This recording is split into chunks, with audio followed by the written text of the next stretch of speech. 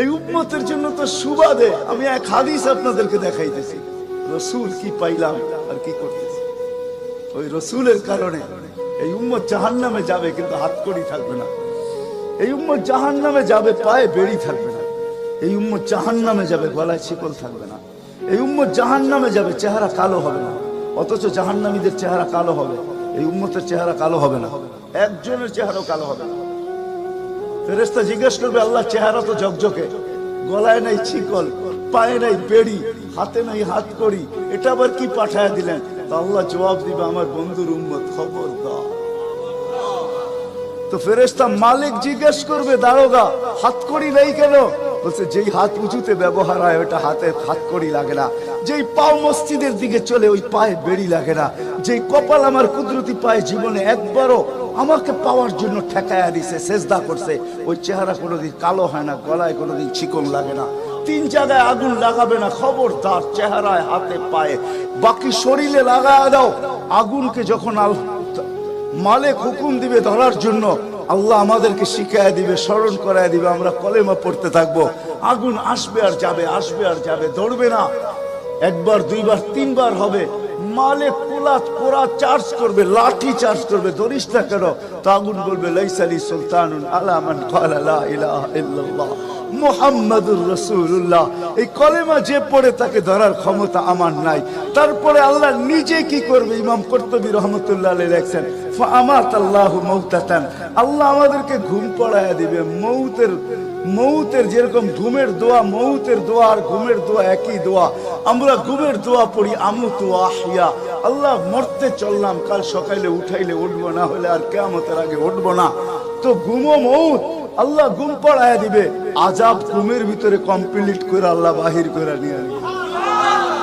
নবীর সুবাদে, নবীর সুবাদে। হায় হায় হায়, একটা পর্ব এরকমও আসবে, জানি না নারায়ণগঞ্জের মানুষ বুঝবে কি বুঝবে না। একটা পর্ব এরকমও আসবে নবীর সুবাদে, একটা পর্ব এরকমও আসবে নবীর সুবাদে, এরকম একটা পর্ব আসবে। আল্লাহ জিবরিলকে ডাইকা বলবে যে আরশের সাথে কান লাগাও। তো দেখবে যে আরশের সাথে কান লাগা একটা ক্ষীণ আওয়াজ আসতেছে, যেইখান থেকে বলতেছে, হান্নান মান্নান আনকিযনি, ও হান্নান মান্নান আমাকে বাঁচানা। তো জিবরিল বলবে, বড় ক্ষীণ আওয়াজ, হান্নান মান্নান বলে বাঁচাইতে বলতেছে। বলছে, জিবরিল দৌড়ে যাও, আমার বন্ধুর উম্মত আমাকে বাঁচানোর জন্য ডাকতেছে। জিবরিল যাবে দোজখের কাছে, মালিকের কাছে যাবে। মালিক লিস্টি দেখা বলবে, কেউ বাকি নাই, আখরাস তো সবাইকে বাহির করে দিছি। ফিরে আসবে, আবার শোনাবে, আবার যাবে, আবার ফিরত আসবে। তৃতীয়বার এসে আল্লাহর ঠিকানা বলে দিবে, যাও দোজখের ওই অথই তলদেশে যায় দেখো, কয়লার মতো কয়লা হইতে হইতে পোকার রূপ ধরে গেছে, উপরে পড়ে আছে, ওইখানে যে কান লাগাও। তো দুইজনে যে কান লাগাবে, তো দেখবে ওইখান থেকে ক্ষীণ আওয়াজ বাহির হইতেছে, ইয়া হান্নান ইয়া মান্নান আনকিযনি, ও হান্নান ও মান্নান আমাকে বাঁচানা। ওই আওয়াজ আল্লাহর আরশের সাথে এসে টক্কর মারবে, ওইখান থেকে উঠায়া নিয়ে আসবে। বলবে, আমার বন্ধুর উম্মত উঠায়া নিয়ে আস, আমি ওয়াদা করছি আমার বন্ধুকে রাজি করে ছাড়বো। আমি ওয়াদা করছি লা ইউখজিহি ফি উম্মতিক, তার উম্মতের ব্যাপারে আমি কপালে ভাঁজ পড়তে দিব না। আমার কথা কিন্তু শেষ জায়গায় চলে আসছে। ওই রসুল, ওই নবী আমাদেরকে আল্লাহ দিয়েছেন আমাদেরকে জান্নাতে নিয়ে যাওয়ার জন্য। মেরে দোস্ত, শুধু ওনার অস্তিত্ব না, উনি একটা আদর্শ নিয়ে আসছেন, উনি একটা ক্যারিয়ার নিয়ে আসছেন, উনি একটা জীবন নিয়ে আসছেন। যেই জীবনের একটা সুন্নত যদি কেউ তার নিজের জীবনে প্রতিফলিত করে, নিজের জীবনে অভ্যাসে রূপান্তরিত করে, আর নিজেকে অভ্যস্ত করে আল্লাহ পর্যন্ত যদি পৌঁছাইতে পারে, খোদার কসম এটার ওয়েট এতটুকু হবে, সমগ্র জগৎ একবার না 10 বারও যদি এক পাল্লায় রাখা হয়, আর ওই সুন্নতকে এক পাল্লায় রাখা হয়, তো এই সুন্নতের ওয়েট বেশি। সমগ্র জগৎ এক না 100 কোটি বারও যদি হয়, তা সমগ্র ভান্ডারের সাথে যে দাম না হবে, যতটুকু দাম না হবে, আল্লাহ রসুলের এক সুন্নতের এর চেয়েও কোটি গুণ বেশি দাম। বিদায় আপনাদের পায়ে হাত রেখা বলি, আসেন 12 রবিউল আউয়ালের এই রজনীতে, যদিও দিন পার হয়ে গেছে, 13 তারিখের রাত্রে আমরা পড়ে গেছি। ইখতিলাফ হিসাবে 13 তারিখও পাওয়া যায়, যে 13 তারিখে আল্লাহ রসুল দুনিয়াতে আসছেন। হতে পারে আজকের রাস্তাও উপরে কিন্তু আমাদের কোনো সামিয়ানা নাই, ডাইরেক্ট আকাশ।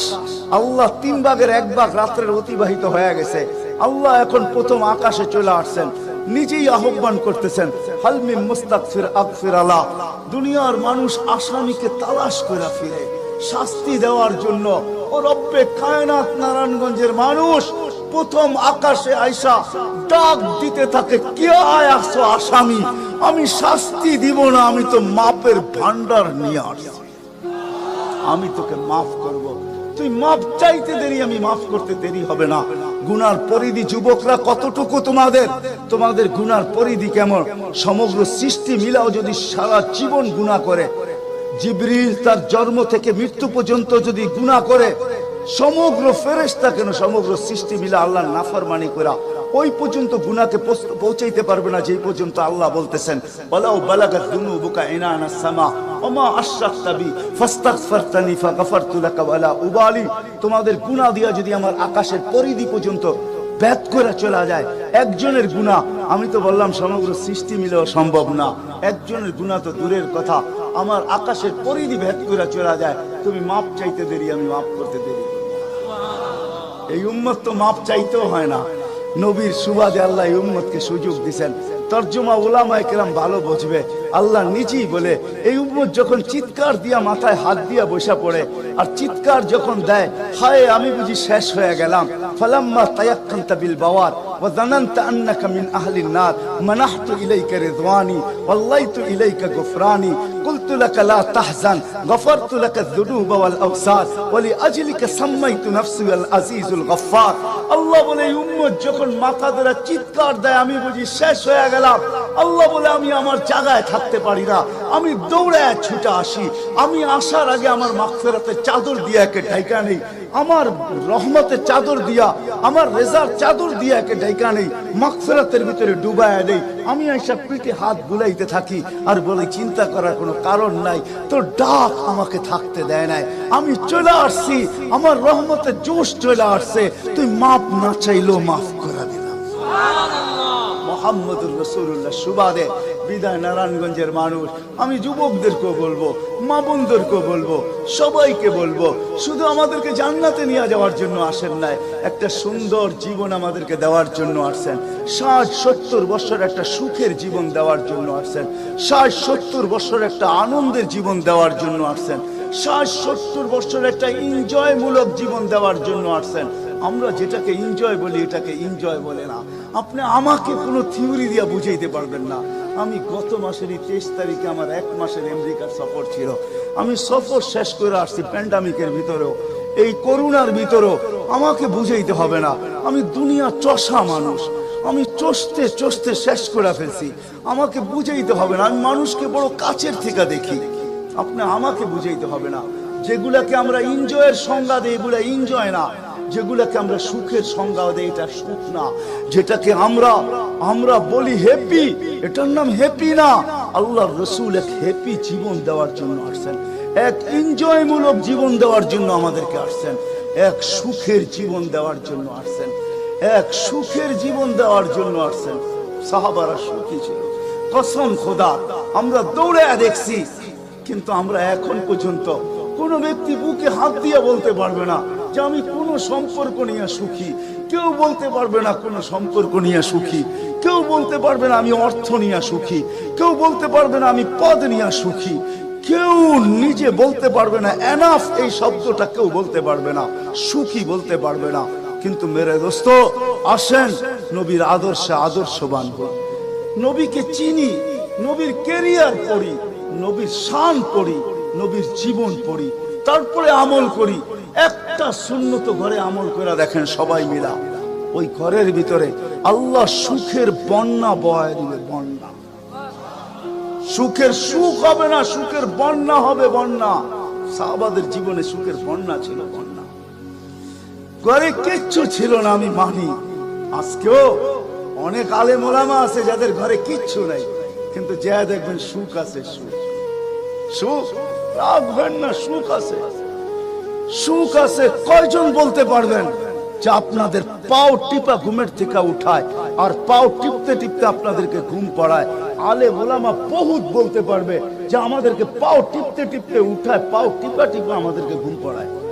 এর চেয়ে বড় সুখ কি চান? এর চেয়ে বড় সুখ কি চান? ডেলি মাথায় তেল লাগায় দেয়, পায়ে তেল লাগায় দেয়, আঙ্গুল ভুলাইতে ভুলাইতে ঘুম পড়ায় দেয়। ঘুমাও, সারাদিন পরিশ্রম করে আসো। ওই হাদিসের মেস্তাক, সেটা ফাতেমা রাদিয়াল্লাহু তাআলা আনহা বলছিলেন, খারাজা জাওজুহা মিন বাইতিহা হাসিনা তাতাশাব্বাকাত। আলী তুই ঘর থেকে বাহির হস, আমার দিলটা চুরমার হয়ে যায়। আব্বা শিখায়া দিয়েছেন, আমার দিলটা ব্যথায় ভাঙ্গা পড়ে।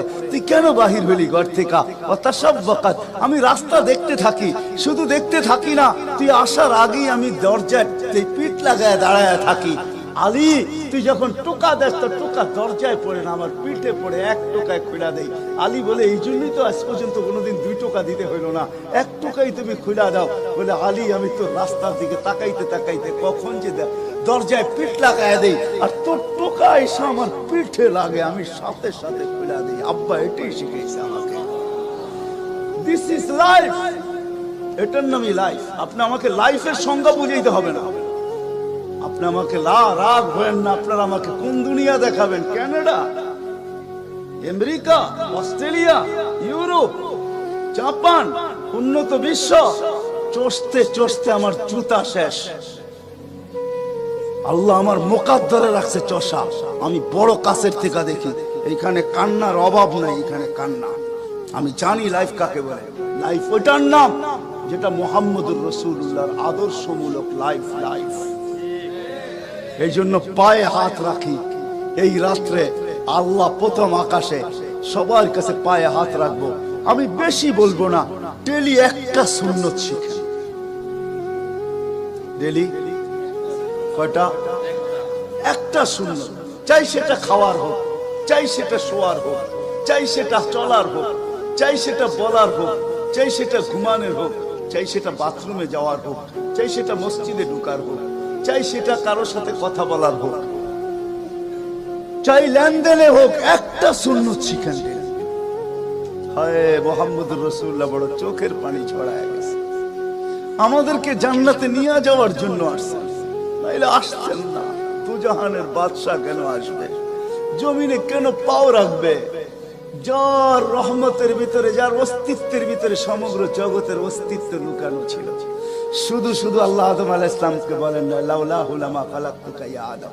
উনি না হইলে তোমার অস্তিত্ব হতো না।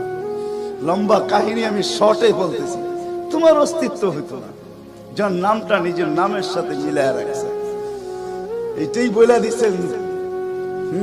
যুকিরতা ইদা যুকিরতা, যুকিরতু যুকিরতা ইদা যুকিরতা, যুকিরতু ও যুকিরতা মাই। আমার নাম যখন উচ্চারণ হবে বন্ধু, তোমার নাম উচ্চারণ হবেই। আমি আমার নামের সাথে তোমার নামটা মিলে রাখছি। যাকে আল্লাহ 1000 বছর সৃষ্টির 1000 বছর আগে, যার আল্লাহ পরিচয়ের ডঙ্কা বাজাইতেছেন, ইয়াসিন 1000 বছর আগে পড়ছেন, তখন আল্লাহ বসাইতেছে ইয়াসিন আল কোরআনিল হাকিম। আমি তো বলি উলামা বুঝবে, ইয়াসিন আল কোরআনিল হাকিম ইন্নাকা লামিনাল মুরসালিন। আমি তো বলি ইন্নাকা ওকে বলা চলে যে সামনে উপস্থিত বসা। আরবি গ্রামার এটাই বুঝায়। আল্লাহ মনে হয় বন্ধুকে সামনে বসাই বলতেছিলেন ইন্নাকা লামিনাল মুরসালিন। আমার মনে হয় পেটে হাত রাইকেই বলতেছিলেন ইন্নাকা লামিনাল মুরসালিন। বন্ধু আপনি নবী হিসাবে প্রেরিত বন্ধু। ওই রাসূল কি রাজি? একটা সুন্নত শিখবেন। হ্যাঁ, কে কে ওয়াদা করতে পারেন? ওয়াদা, কিন্তু ওয়াদা দূর দূর পর্যন্ত। যদি নবীর মোহাব্বত থাকে আপনার ভিতরে, একটা সুন্নত ডেলি শিখবেন। ওটাকে নিজে জীবনে অভ্যস্ত হন। নবীর যুবকদের পায়ে হাত রেখা শিখো, নবীর কেরিয়ার শিখো, নবীর শান শিখো। ফেসবুকে উল্টা পাল্টা জিনিস দেখো না, উল্টা পাল্টা প্রচার করো না, নবীর শান প্রচার করো। নবীর শান শিখো। আমাদের কোন নবী, কোন নবী আল্লাহ দিয়েছেন, তার শান শিখো, তার শান প্রচার করো, তার কেরিয়ার প্রচার করো। নবীর খাওয়া কেমন ছিল?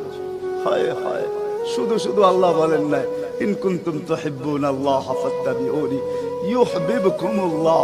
শুধু আল্লাহ ভালোবাসবে না, তোমাকে চুমা দিবে না, তোমাকে বুকে জড়াবে না, তোমাকে আল্লাহ নৈকট্য দিবে না, বন্ধুত্ব দিবে না।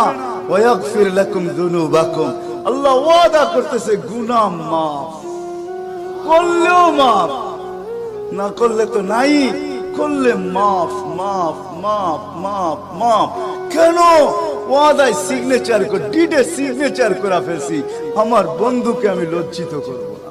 হায় হায় হায়, কিয়ামতের দিন যার আমলনামা সামনে ঝুঁকবে না, আল্লাহ রাসূল দাঁড়ায় আল্লাহর দিকে দেখবে আর বলবে আমা কুনতা লা ইউখজিকা ফি উম্মতিক, আপনি কি বলেন না যে আপনি আমাকে উম্মতের ব্যাপারে লজ্জিত করবেন না? পাল্লা তো সামনে ঝুঁকে না, কি করব? তো আল্লাহ বলবে বন্ধু রহমতি, রহমত দিয়ে ঝুঁকায় দিব। তো আল্লাহ রহমত দিয়ে পাল্লা ঝুঁকায় দিবে, আল্লাহর রাসূলকে আল্লাহ হাসায় দিবে। ফায়াবতাসিম, আল্লাহর রাসূল হাসা উঠবে, বাহ ঝুঁকে গেছে। হাউজে কাউসার নিজের হাতে পান করাবে, করবো তো ইনশাআল্লাহ। আল্লাহ আমাদের সবাইকে আমল করার তৌফিক দান করেন। ওমা আলাইনা ইল্লাল বালা।